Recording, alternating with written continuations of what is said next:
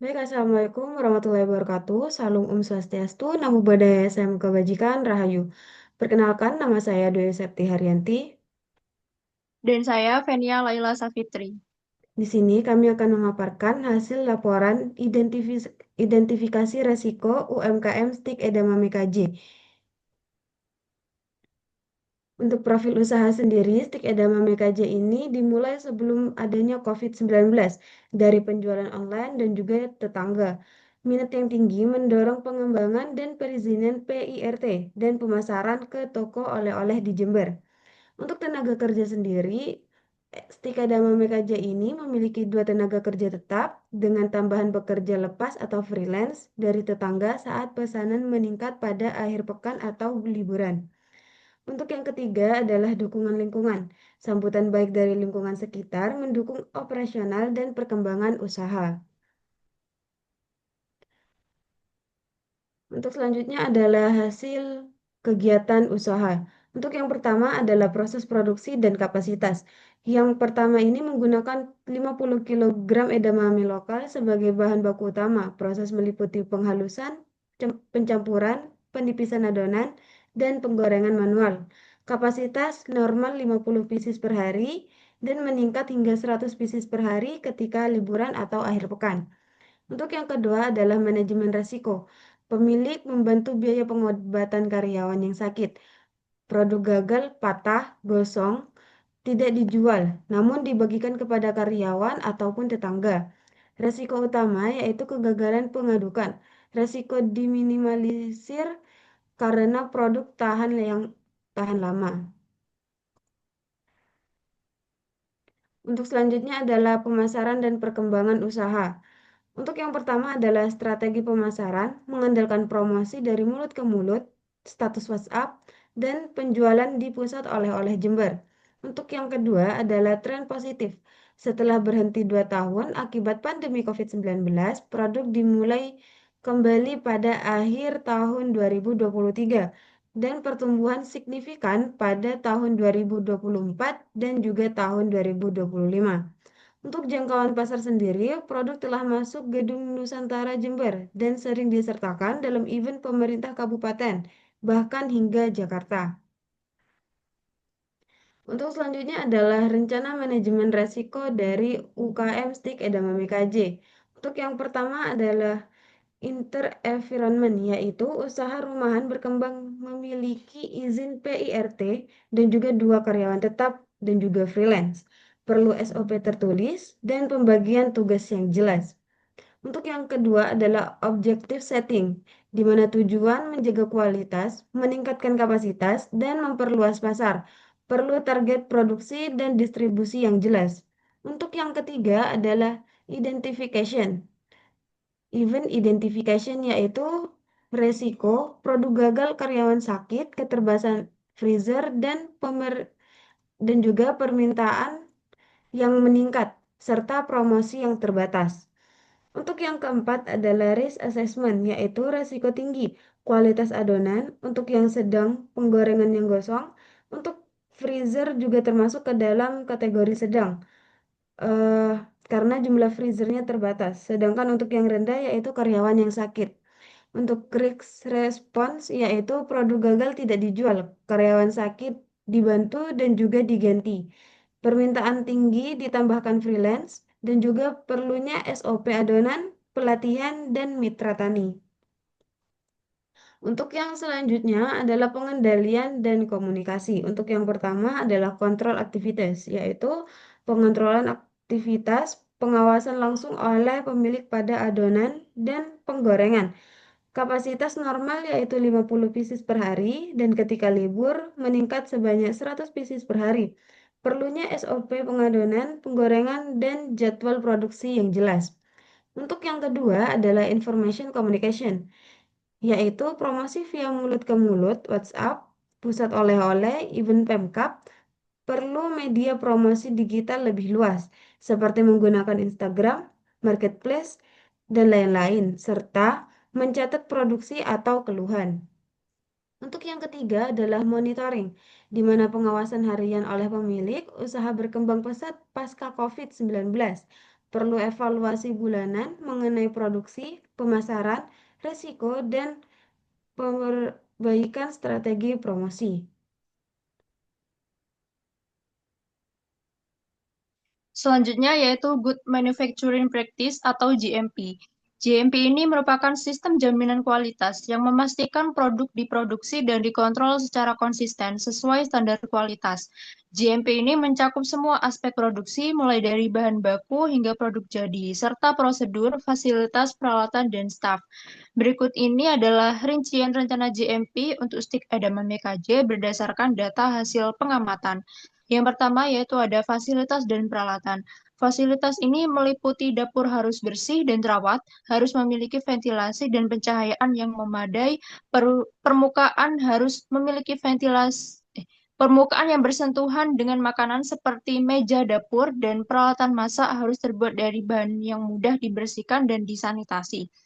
Kemudian peralatan. Usaha menggunakan freezer yang merupakan peralatan kunci. Kapasitasnya terbatas yang diidentifikasi sebagai risiko. Untuk mengatasinya, pertimbangkan unit freezer yang lebih besar atau tambahan seiring pertumbuhannya bisnis. Pastikan semua peralatan termasuk penggorengan dan wadah pencampur dibersihkan dan dipelihara secara teratur untuk mencegah kontaminasi. Yang kedua, pengendalian bahan baku dan produksi. Bahan baku ini Bahan utama yaitu adonan. Penilaian risiko mengidentifikasi bahwa kualitas adonan sebagai faktor berisiko tinggi. Untuk mengontrol ini, SOP untuk penyiapan adonan harus dibuat. SOP ini harus merinci komposisi dan proses pencampuran yang tepat untuk memastikan konsistensi. Kemudian, proses produksi. Dari data menyebutkan bahwa risiko spesifik selama produksi yaitu adonan pecah, gosong, tidak kenyal. Untuk mengatasi hal ini, rencana respons risiko harus diterapkan. Kemudian buat SOP, yaitu kembangan SOP terperinci untuk setiap tahap produksi, termasuk pencampuran, penggorengan, dan pengemasan. SOP untuk penggorengan harus merinci suhu dan durasi ideal. SOP untuk pencampuran harus menentukan kualitas kenyal yang dibutuhkan. Kemudian standarisasi proses, yaitu melatih karyawan mengenai SOP untuk memastikan setiap batch diproduksi dengan kualitas yang sama. Praktik pengawasan langsung harian oleh pemilik adalah awal yang baik, tetapi SOP formal memberikan kerangka kerja yang terukur dan konsisten. Kemudian kapasitas dan produksi. Kapasitas produksi normal adalah 50 pieces per hari, dengan peningkatan menjadi 100 pieces per hari selama liburan. Dan ini menunjukkan perlunya jadwal produksi yang fleksibel dan proses yang jelas untuk peningkatan skala. Kemudian yang ketiga, personel dan kebersihan. Personel ini bisnis memiliki 2 karyawan tetap dan freelancer selama periode sibuk. Hal ini menyoroti perlunya proses pelatihan yang terstandarisasi. Kemudian kebersihan. Semua karyawan termasuk freelancer harus dilatih mengenai standar kebersihan pribadi, termasuk mengenakan pakaian bersih, menggunakan penutup kepala, dan sering mencuci tangan. Pengawasan langsung oleh pemilik harus mencakup pemeriksaan rutin kebersihan karyawan. Kemudian kesehatan. Dari data mencatat bahwa sakitnya karyawan adalah risiko. Protokol yang jelas untuk karyawan yang sakit harus ditetapkan, seperti rencana penggantian sementara dan kebijakan yang melarang karyawan sakit menangani makanan. Kemudian yang keempat, dokumentasi dan pencatatan.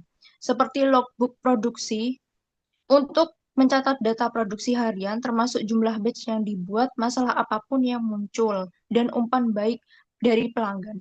Kemudian log pemeliharaan, seperti simpan catatan pembersihan dan pemeliharaan peralatan.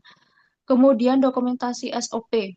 Semua SOP untuk penyiapan adonan, penggorengan, dan pengemasan harus ditulis dan mudah diakses oleh semua karyawan. Kemudian evaluasi bulanan, yaitu seperti praktik evaluasi bulanan, produksi, pemasaran, risiko, promosi yang ada saat ini sangat baik. Catatan ini harus disimpan untuk mengidentifikasi tren dan melakukan perbaikan berbasis data. Selanjutnya yaitu formulir pemeriksaan sarana produksi pangan industri rumah tangga. Dari formulir ini dinyatakan bahwa jumlah ketidaksesuaian kritis 0, jumlah ketidaksesuaian serius 1, jumlah ketidaksesuaian mayor 1, jumlah ketidaksesuaian minor 1 dengan level IRTP 3. Selanjutnya, yaitu Sanitation Standard Operating Procedure atau SSOP. SSOP ini adalah serangkaian prosedur tertulis yang menjelaskan bagaimana melakukan pembersihan dan sanitasi dalam suatu industri pangan untuk mencegah kontaminasi, menjaga kualitas produk, dan memastikan keamanan pangan bagi konsumen. SSOP ini meliputi prosedur standar untuk 8 area kunci seperti keamanan air, sanitasi, kontaminasi silang, sanitasi karyawan, pencegahan pencampuran bahan beracun, pelabelan dan penyimpanan, kesehatan karyawan, serta pengawasan binatang pengganggu atau pest control. Dalam keamanan air ini dilakukan seperti memastikan suplai air aman untuk digunakan dan menggunakan air minum untuk pelarutan bahan. Kemudian untuk sanitasi, seperti melakukan pembersihan terhadap peralatan yang kontak langsung dengan produk sebelum dan setelah digunakan, melakukan juga pembersihan peralatan yang tidak atau kontak langsung dengan produk sebelum dan setelah dipergunakan. Kemudian kontaminasi silang, seperti memisahkan bahan baku kedelai mentah, tepung dengan produk jadi. Menggunakan wadah berada untuk bahan mentah dan produk matang, dan menggunakan alas plastik atau stainless untuk adonan. Kemudian untuk sanitasi karyawan, seperti melakukan pembersihan toilet secara rutin, karyawan wajib menggunakan APD saat produksi, kemudian mencuci tangan dengan sabun sebelum dan sesudah produksi. Selanjutnya, pencegahan pencampuran dan bahan beracun, seperti bahan kimia pembersih, deterjen, desinfektan disimpan di tempat terpisah dan berlabel jelas. Tidak boleh disimpan dekat dengan bahan pangan. Kemudian, pelabelan dan penyimpanan. Produk diberi label sesuai aturan seperti nama produk, komposisi, tanggal kadaluarsa, kode produksi, dan nomor PIRT. Dan simpan produk jadi di rak bersih, kering, dan tertutup. Kemudian kesehatan karyawan. Karyawan yang sakit tidak diperbolehkan bekerja di area produksi. Pemilik menanggung biaya pengobatan dasar dan karyawan wajib lapor jika merasa sakit. Kemudian pengawasan binatang pengganggu dan atau pest control. Seperti ruang produksi harus tertutup, bebas tikus, kecoa, dan lalat. Menggunakan perangkap tikus dan jaring nyamuk di ventilasi, serta sampah rutin dibuang setiap selesai produksi. Selanjutnya, kesimpulan dan rekomendasi.